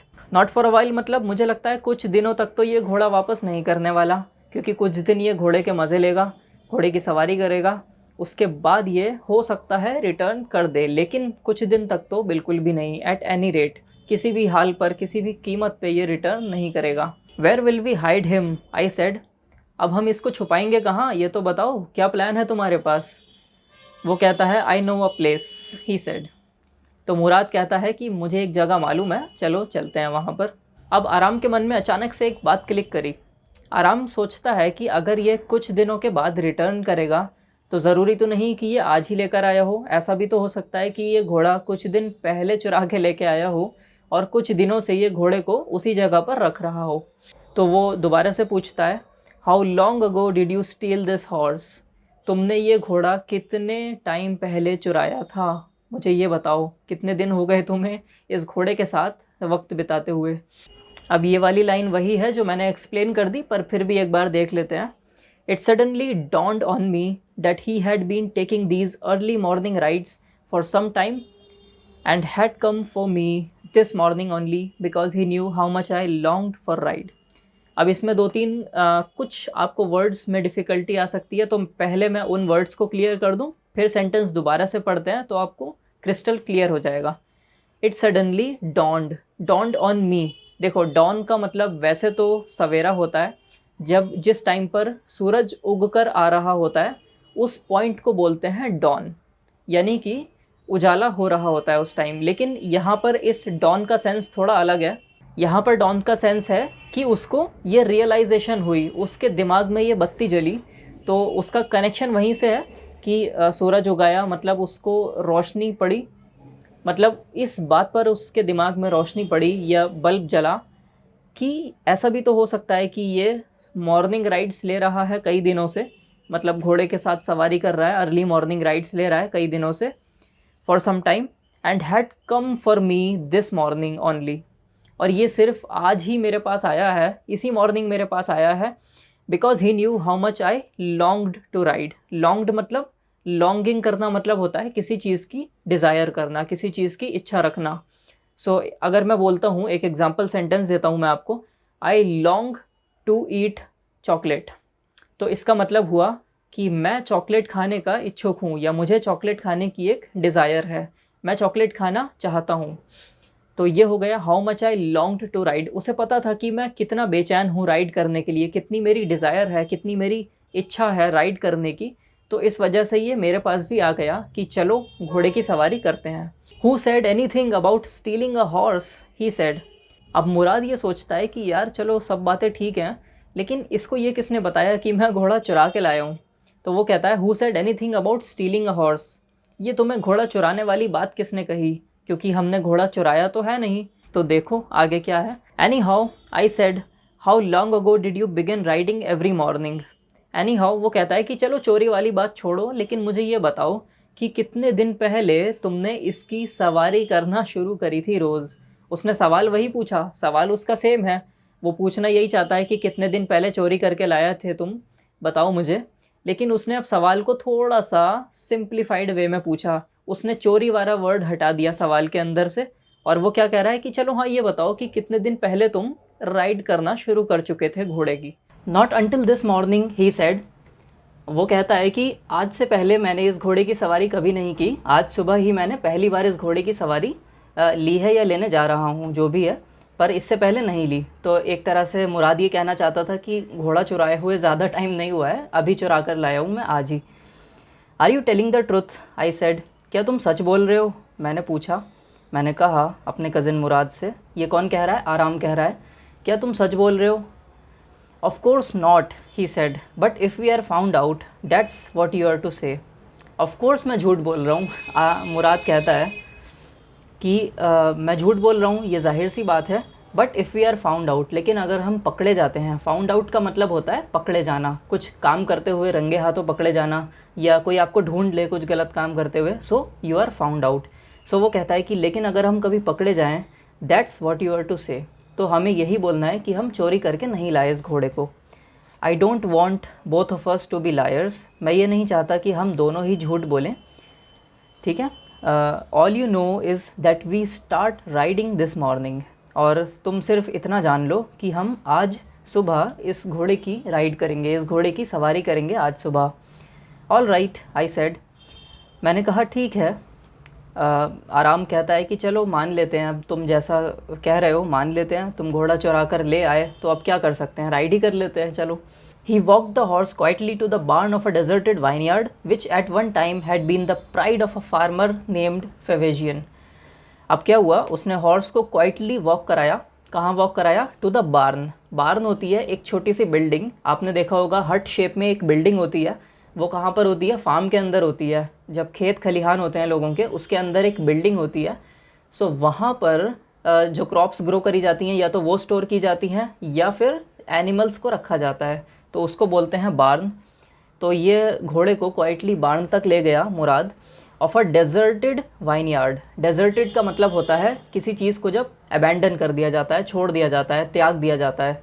तो वो वाइनयार्ड कोई छोड़ के चला गया था, अब वो कोई होगा, एक फार्मर है, उसका नाम लिखा भी है कि कौन छोड़ के गया है। वाइनयार्ड, वाइनयार्ड होता है कि जहाँ पर अंगूरों की खेती होती है, वाइन मतलब अंगूर की बेल, और उसी की जब खेती होती है तो उसी को कहते हैं वाइनयार्ड, जहाँ अंगूरों की खेती होती है। तो एक डेजर्टेड वाइनयार्ड था, एक ऐसी वाइनयार्ड थी जिसको छोड़ के जाया जा चुका है कभी ना कभी, और उसके बार्न में ले गया वो मुराद।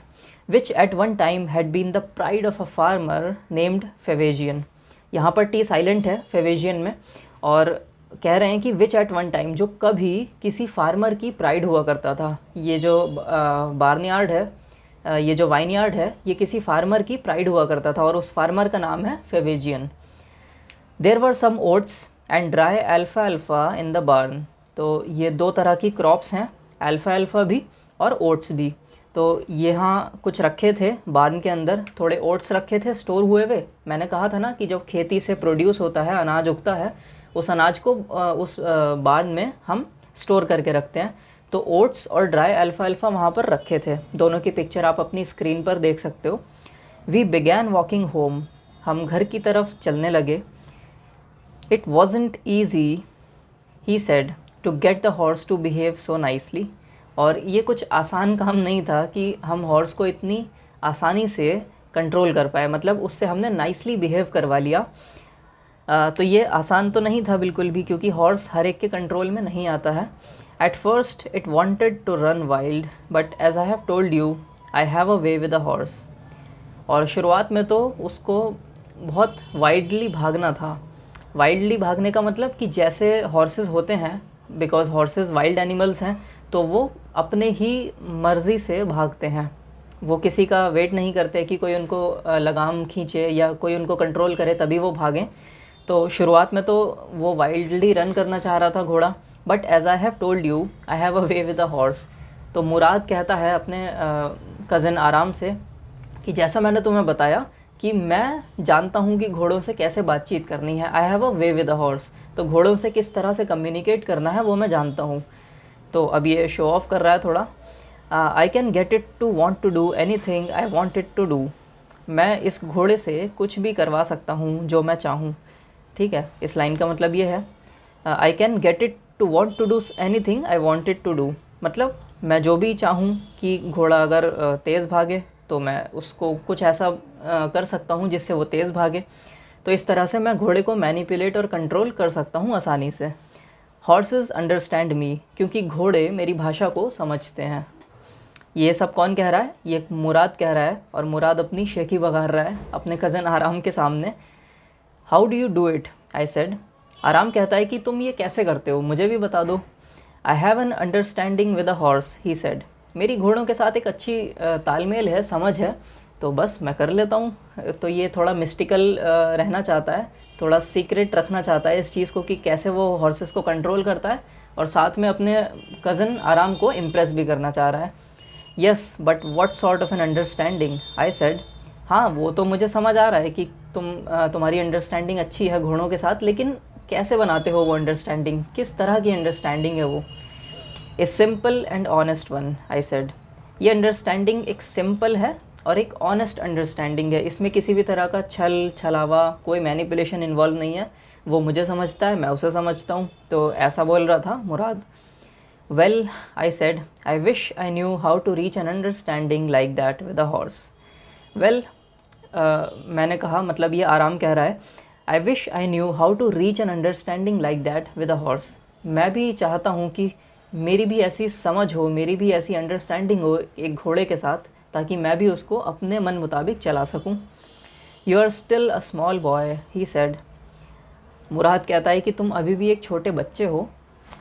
When you get to be 13 you will know how to do it. जब तुम 13 साल के हो जाओगे ना, तब तुम समझ जाओगे कि कैसे करना है इसको। मे बी यहाँ मुराद 13 साल का हो गया हो, या मुराद वैसे तो मुराद बड़ा ही है आराम से, पर मुराद ये भी कह रहा है कि जब तुम एक बार 13 साल के हो जाओगे तो तुम आसानी से सीख लोगे कि कैसे घोड़ों को चलाया जाता है, कैसे उनको मैनिपुलेट किया जाता है। I went home and at a hearty breakfast. मैं घर गया और मैंने एक अच्छा सा तबीयत से नाश्ता किया, बहुत हैवी ब्रेकफास्ट किया, खूब पेट भर के खाया। That afternoon my uncle Khosrove came to our house for coffee and cigarettes. और उसी दोपहरी की बात है कि मेरे अंकल खुसरो आते हैं हमारे घर पे क्या करने, कॉफ़ी और सिगरेट्स का मज़ा लेने। दोपहर में खाली होते होंगे अंकल खुसरो, तो वो दोपहर में इनके घर आ जाते हैं और कॉफ़ी पीने और सिगरेट्स का मज़ा लेने। He sat in the parlour sipping and smoking and remembering the old country.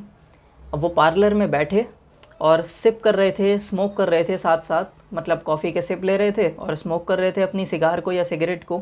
And remembering the old country, और ओल्ड कंट्री को रिमेंबर कर रहे थे, मतलब वही अपनी पुरानी बातें कर रहे थे, पास्ट को याद कर रहे थे।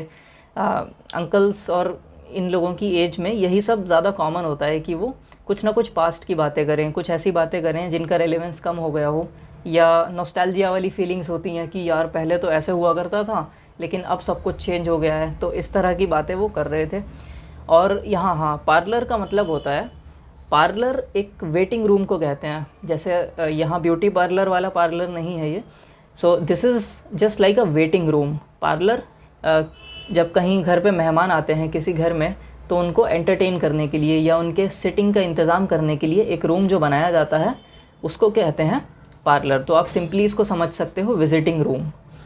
Then another visitor arrived, a farmer named John Byro. फिर एक और विजिटर आ गए हमारे घर पे। एक दूसरे फार्मर थे, उनका नाम था John Byro. An Assyrian who out of loneliness had learned to speak Armenian. वो वैसे तो असीरिया के थे तो असीरियन कहलाएंगे। आउट ऑफ लोनलीनेस, जिन्होंने लोनलीनेस के कारण, अकेलेपन के कारण, had learned to speak Armenian, उन्होंने अकेलेपन की वजह से आर्मेनियन लैंग्वेज सीखना शुरू कर दी और सीख भी गए थे वो। तो आर्मेनियन में बोलते थे। My mother brought the lonely visitor coffee and tobacco and he rolled a cigarette and sipped and smoked. तो मेरी मम्मी ने उनके लिए भी कॉफ़ी और सिगरेट पेश कर दी। मेरी मम्मी कॉफ़ी और सिगरेट ले आई उनके लिए भी। तो उन्होंने उस सिगरेट को रोल किया और कॉफ़ी के सिप्स लेने लगे वो भी। And then at last sighing sadly he said, my white horse which was stolen last month is still gone.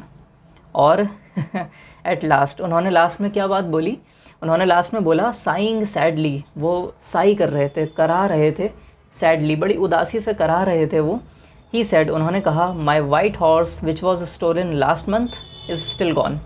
मेरा एक सफ़ेद घोड़ा था और वो पिछले महीने चोरी हो गया था, वो अभी तक नहीं मिला है, वो अभी तक गायब है। I can not understand it.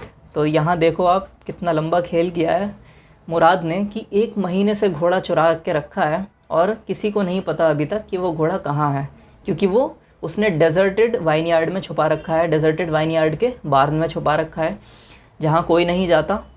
तो अच्छी जगह मिल गई उसको एक हॉर्स को छुपाने के लिए, वहाँ अनाज भी पड़े हैं तो हॉर्स के खाने पीने का इंतज़ाम भी हो जाता है। तो ये बहुत परेशान है जॉन बायरो, क्योंकि इन्हीं का घोड़ा था जो चोरी करके लाया था Mourad. My uncle Khosrove became very irritated and shouted, it's no harm. अब देखो अंकल का वही डायलॉग आ गया जो वो बोलते हैं dialogue. My uncle Khosrove became very irritated, बहुत इरिटेट हो गए वो और चिल्ला के बोले, इट्स नो हार्म, अरे कोई दिक्कत नहीं है, सब ठीक है। What is the loss of a horse, एक घोड़ा ही तो गया है, कोई ज़्यादा कुछ थोड़ी गया है। Haven't we all lost the homeland, क्या हमने सब ने अपना होमलैंड नहीं खोया, अपनी कंट्री को नहीं खो दिया? कोई वॉर हुई होगी जिसमें इनकी कंट्री बैटल हार गई होगी, तो ये उस चीज़ से कंपेयर कर रहे हैं कि तुम्हारा तो सिर्फ एक घोड़ा खोया है या चोरी हुआ है, और यहाँ पर तो हमारा पूरा होमलैंड चोरी हो गया, हमारा होमलैंड हमसे छिन गया। What is this crying over a horse? तो ये क्या छोटी बात करते हो तुम, घोड़े के ऊपर रोते हो, एक घोड़े के ऊपर भी कोई रोता है भला? तो इस तरह के थे uncle Khusro. That may be all right for you, a city dweller to say, John Byro said. That may be all right for you, तो तुम्हारे लिए तो ये बड़ी आसान बात होगी, तुम्हारे लिए तो ये ओके ओके होगा कि हाँ ठीक है एक घोड़ा ही तो खोया है। ए सिटी ड्वेलर, क्योंकि तुम एक सिटी ड्वेलर हो, एक शहर के रहने वाले हो, तुम एक गांव वाले का दर्द नहीं समझ सकते या एक किसान का दर्द नहीं समझ सकते। बट वॉट ऑफ माई सरी, हाँ लेकिन मेरी उस सरी का क्या? वट गुड इज़ अ सरी विदाउट अ हॉर्स, तो एक सरी बिना घोड़े के क्या काम की, किस काम की है वो? यहाँ सरी होता है एक गाड़ी को कहते हैं जिसमें 4 व्हील्स हो सकते हैं या मे बी 2 व्हील्स भी हो सकते हैं, और उसमें सीट्स होती हैं कुछ बैठने के लिए, जिसको घोड़ा खींच के लेके जाता है। तो सिंपली घोड़ा गाड़ी कह सकते हो आप। तो यहाँ सरी कह रहा है कि मेरी उस घोड़ा गाड़ी का क्या, क्योंकि वो मेरे घोड़े के बिना तो अधूरी है। Pay no tension to it, my uncle Khosrove road.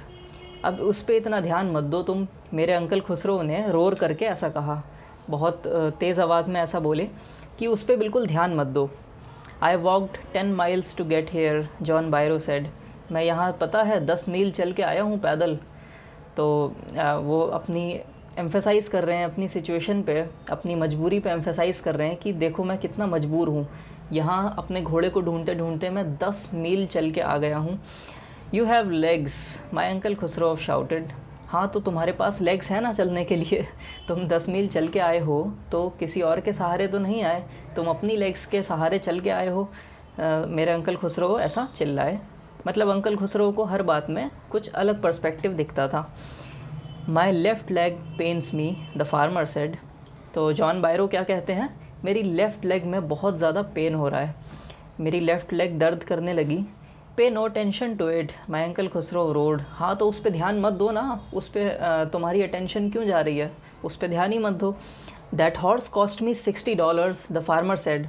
तुम्हें पता है क्या, उस घोड़े के लिए मैंने $60 लगाए थे और वो घोड़ा अब खो गया है तो मेरे $60 का लॉस हो गया। आई spit on money, my uncle Khusro said. मैं ऐसे पैसे पे थूकता हूँ, स्पिट करता हूँ। सो ये एक मेटाफोरिकल वे है कहने का। तो वो लिटरली नहीं स्पिट करते, वो क्या कह रहे हैं कि मैं पैसे को ज़्यादा इंपॉर्टेंस नहीं देता। आप किस चीज़ पे स्पिट करते हो या थूकते हो जिस पे आप ज़्यादा इंपॉर्टेंस नहीं देते। So I spit on money means I do not care about money, money is not important for me. तो ये कहना चाहते हैं अंकल खुसरो यहाँ पे कि तुम $60 की बात करते हो यार, पैसा मेरे लिए कोई इतनी बड़ी बात है नहीं। He got up and stocked out of the house slamming the screen door. तो अंकल खुसरो उठे और घर से बहुत तेज़ी से बाहर चले गए, गुस्से में आके बाहर चले गए। स्लैमिंग द स्क्रीन डोर, तो जो घर का स्क्रीन डोर है, मेन एंट्रेंस है, उसको स्लैम कर दिया, पटक के बंद कर दिया। बहुत जब हम गुस्से में होते हैं तो हम चीज़ों को तेज़ बंद करते हैं, खोलते हैं, या किसी भी चीज़ को बहुत ज़्यादा फोर्स के साथ रखते हैं, उठाते हैं। सो इसी तरह से उन्होंने अपने गुस्से का इजहार करते हुए दरवाज़े को ज़ोर से बंद किया और चले गए घर से बाहर। माई मदर एक्सप्लेंड, मेरी मम्मी ने एक्सप्लेन किया जॉन बायरो को कि ये क्या हुआ। He has a gentle heart. तो मेरी मम्मी कहती हैं कि उनकी बातों पे ध्यान मत दो आप, उनका दिल बहुत नरम है, अंदर से वो बहुत अच्छे हैं, नरम हैं। It is simply that he is home sick and such a large man.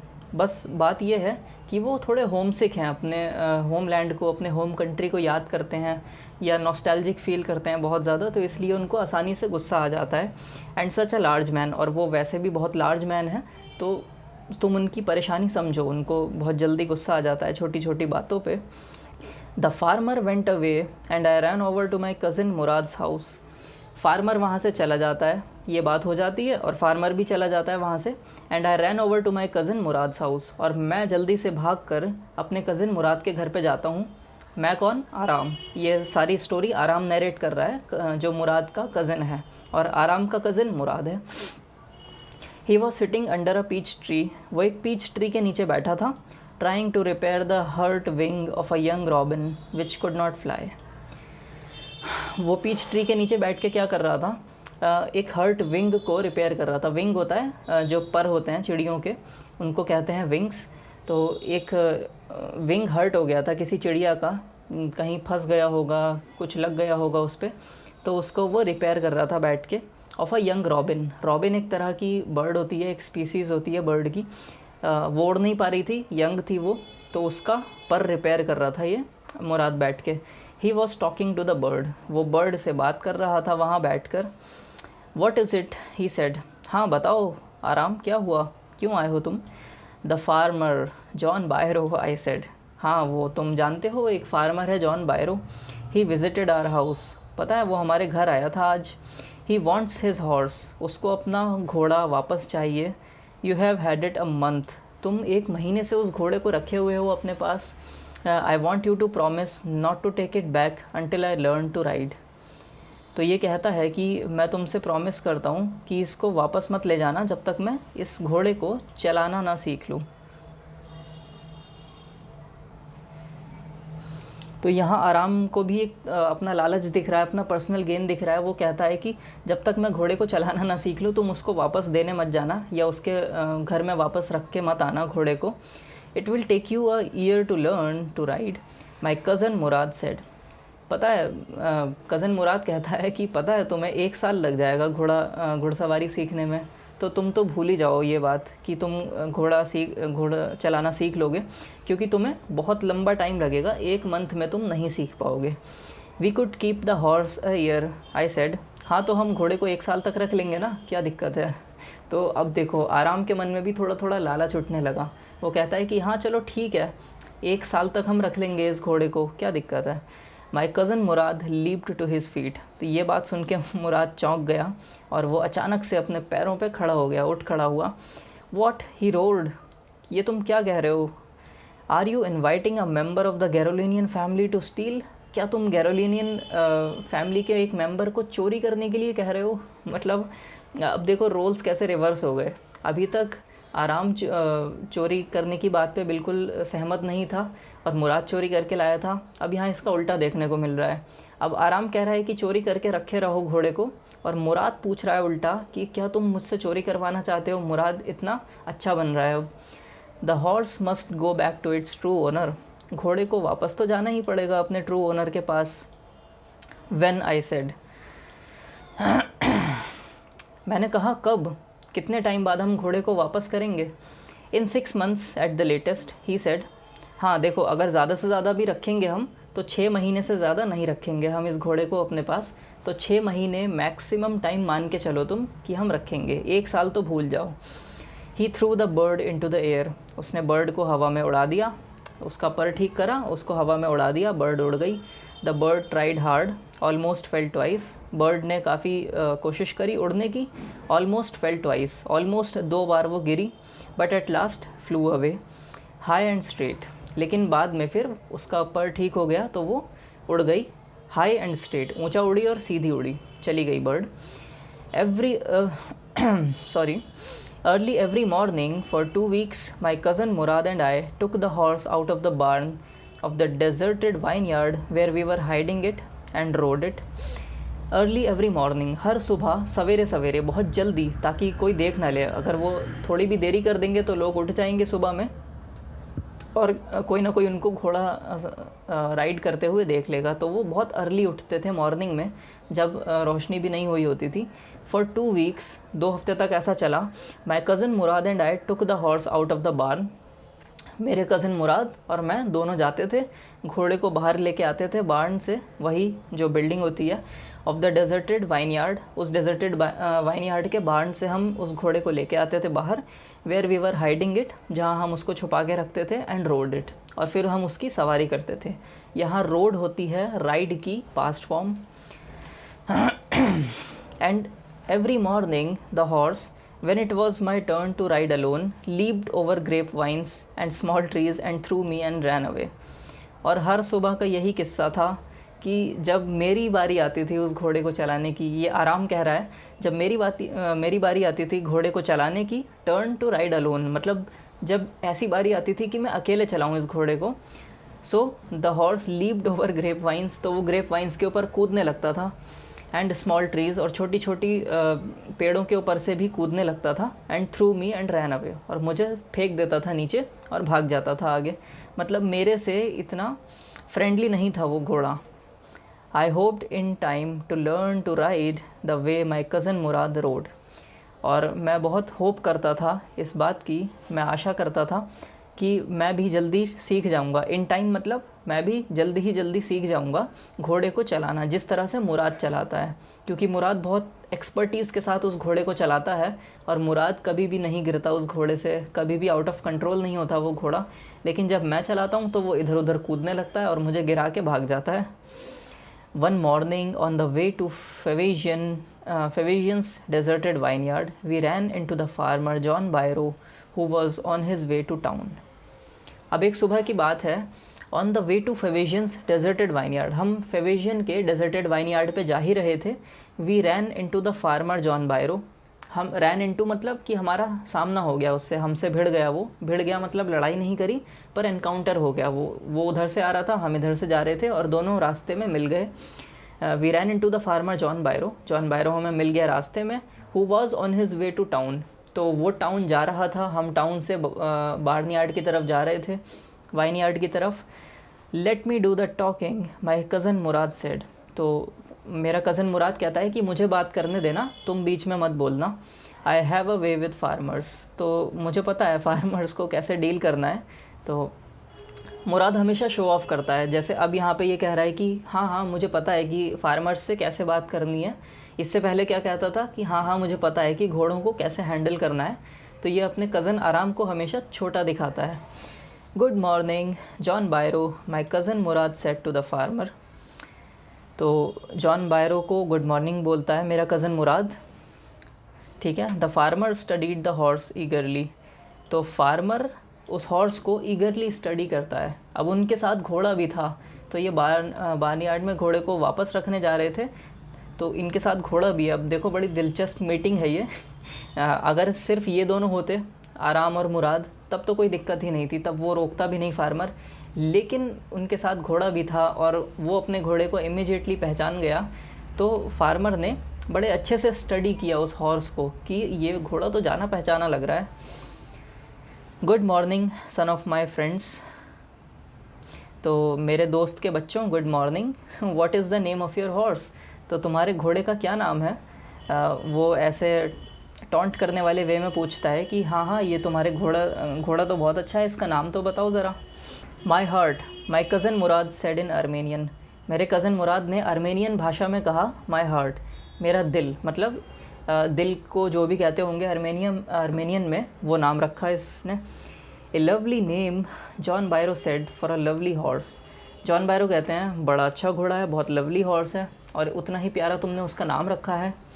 I could swear it is the horse that was stolen from me many weeks ago, और मैं इस बात की कसम खा सकता हूँ, स्वेयर मीन्स कसम खाना, मैं इस बात की कसम खा सकता हूँ कि ये वही घोड़ा है जो मेरे खेत से चोरी हुआ है कुछ हफ्ते पहले।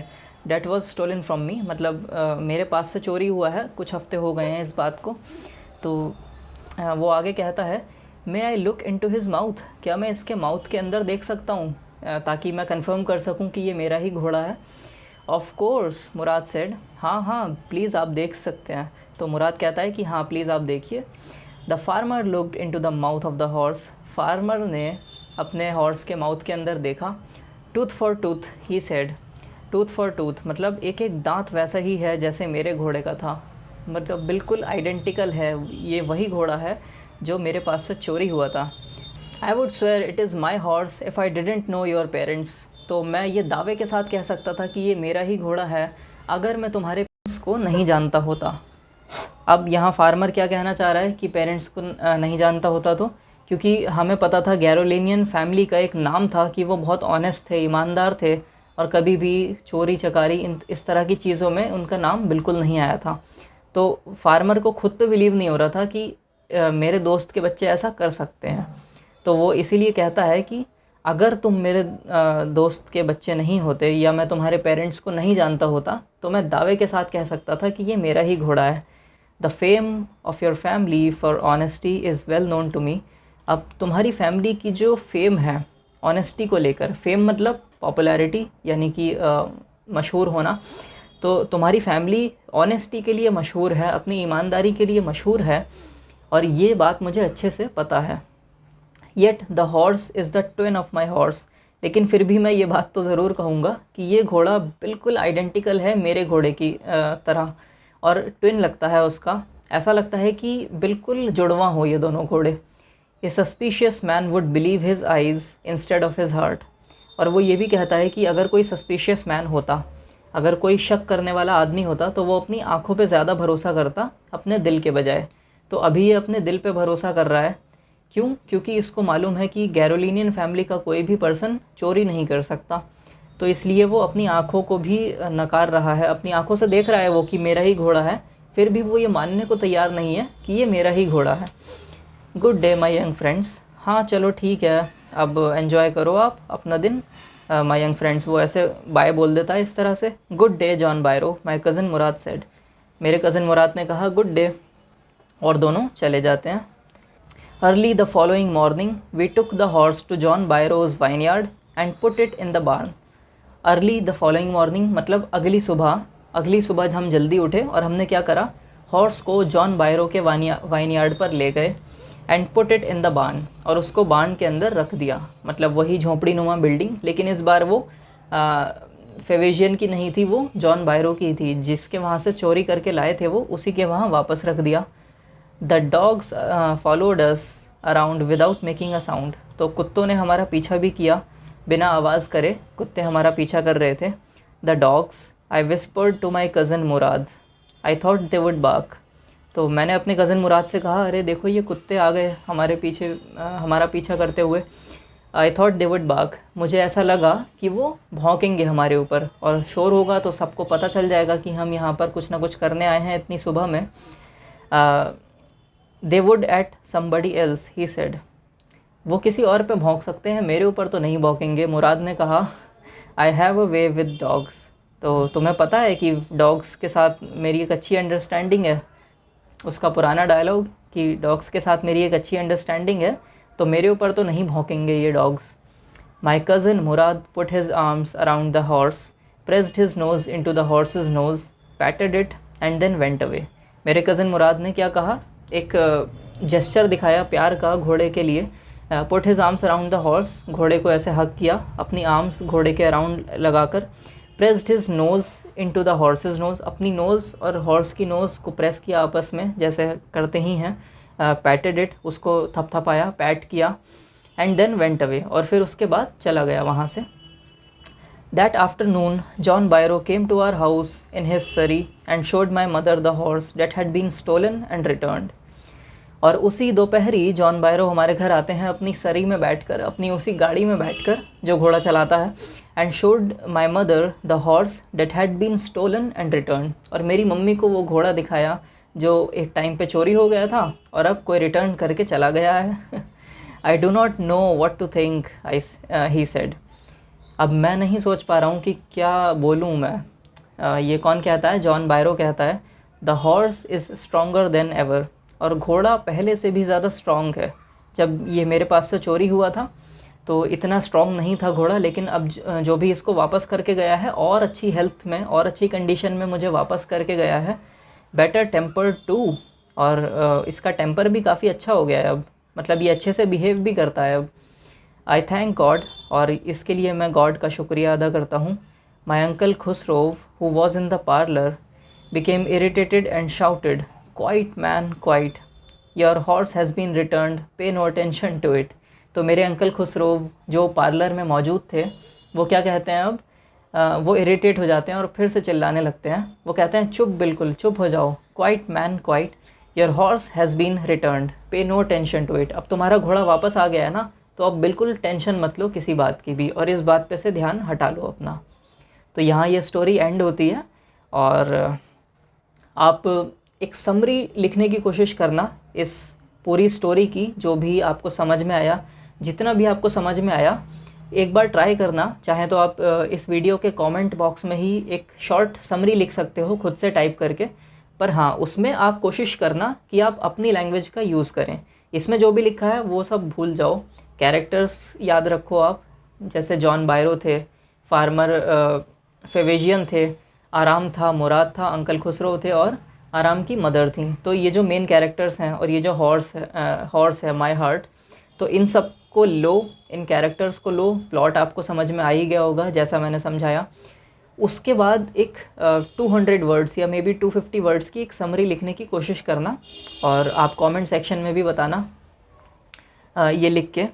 तो एक आपकी भी प्रैक्टिस हो जाएगी इस स्टोरी को लेकर। और स्नैपशॉट्स की आगे की जितनी भी स्टोरीज़ हैं वो मैं नेक्स्ट वीडियोज़ में हर वीडियो में एक एक चैप्टर लेके आ रहा हूँ, तो आप उनको भी चेकआउट कर सकते हो।